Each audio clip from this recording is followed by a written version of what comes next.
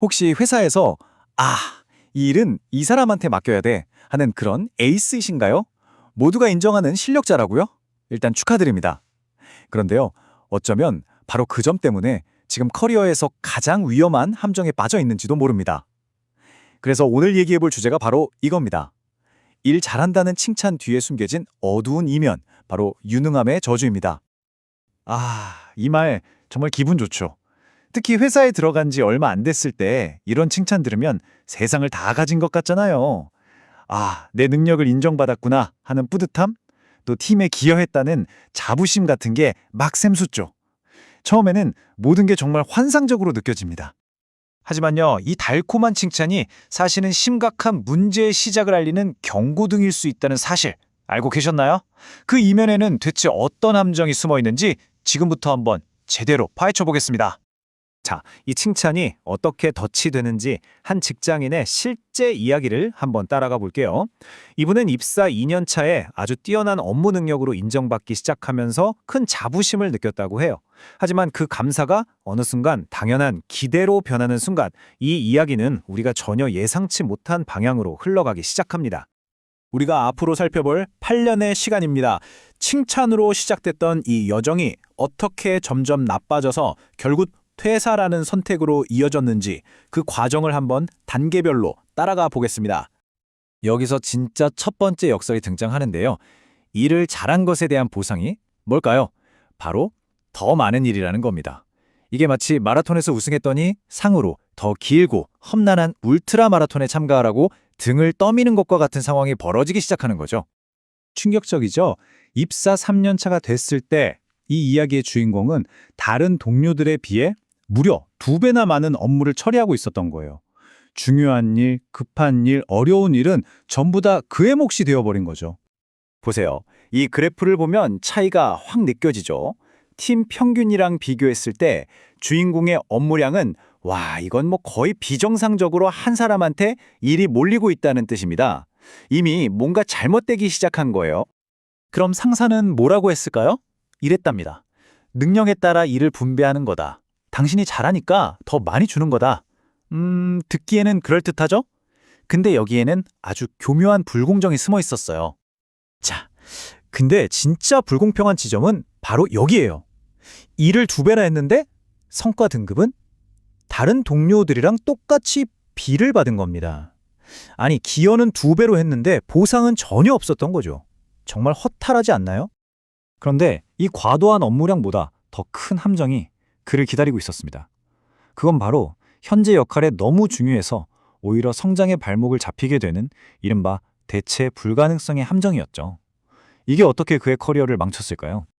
4년 동안 그렇게 열심히 일했는데 승진해서 떨어진 그에게 상사가 한 말이 정말 기가 막힙니다. 당신이 승진하면 지금 그 일은 누가 해요? 팀은 당신이 바로 여기 있어야 해요. 이게 말이 되나요? 필요해서 승진을 못 시켜주겠다니요? 이런 현상 생각보다 흔한데요. 이걸 바로 효율성의 역설이라고 부릅니다. 이 용어 꼭 기억해 두세요. 여러분 커리어에서 이런 위험 신호가 보일 때 바로 알아차릴 수 있을 거예요. 그 결과가 얼마나 말이 안 되는지 보세요. 평범하게 일하던 동료는 새로운 기회를 얻어서 승진하는데 정작 최고의 성과를 내던 에이스는 8년 동안이나 같은 자리에 묶여버린 겁니다. 이게 바로 승진의 역설이죠. 자, 3번째 함정입니다. 이건 거절 못하는 사람의 저주라고 할 수 있겠네요. 유능하고 또 협조적이기까지 하니까 온갖 급하고 어렵고 남들이 하기 싫어하는 일이 전부 다 나한테 오는 거죠. 이게 한번 빠지면 헤어나오기 힘든 악순환인데요. 처음엔 팀을 위해서라며 수락하죠.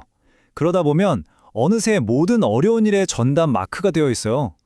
그래서 마침내 용기를 내서 안 돼요 라고 말하려고 하면 어떻게 될까요?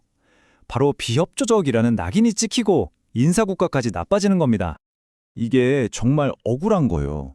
단 한 번의 거절이 그동안 수백, 수천 번 예스라고 말했던 걸 다 물거품으로 만들어버리는 거죠. 어제까지 최고의 에이스였는데 오늘부터는 협조 안 하는 문제아가 되는 겁니다. 순식간에요. 자, 그럼 이제 제일 중요한 질문을 해야겠죠. 이 지독한 덫에 걸렸을 때 도대체 뭘 어떻게 해야 할까요? 우리 주인공이 시도했던 세 가지 전략과 그 결과를 한번 보죠. 첫째, 그냥 적응하기. 업무 퀄리티를 좀 낮춰봤어요. 결과는 성과 등급 하락. 둘째, 거절하기. 불합리한 건 거부했어요. 결과는 비협조적 낙인 찍히고 역시 등급 하락. 결국 유일하게 통했던 방법은 이 망가진 판을 떠나는 것, 즉 퇴사였습니다. 핵심은 바로 이겁니다. 이 게임에서 이기는 유일한 방법은 이 망가진 시스템 안에서 게임을 하지 않는 것이었어요.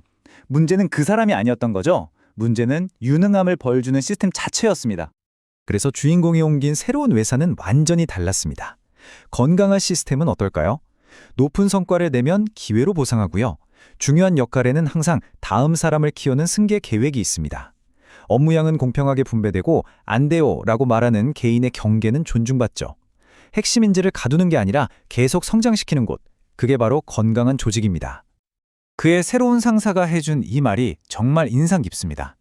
우리는 시스템으로 일해서 사람이 자유로워질 수 있게 합니다. 당신만 할 수 있는 일을 만들지 마세요. 진짜 가치 있는 직원은 대체 불가능한 영웅이 되는 게 아니라 내가 없어도 일이 돌아가게끔 시스템을 만드는 사람이라는 훨씬 더 깊은 통찰을 주는 말이죠.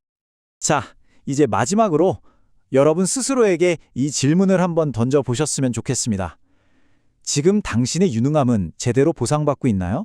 아니면 그저 편리하게 착취당하고 있는 건 아닐까요? 여러분의 커리어는 지금 어느 쪽에 더 가까운가요?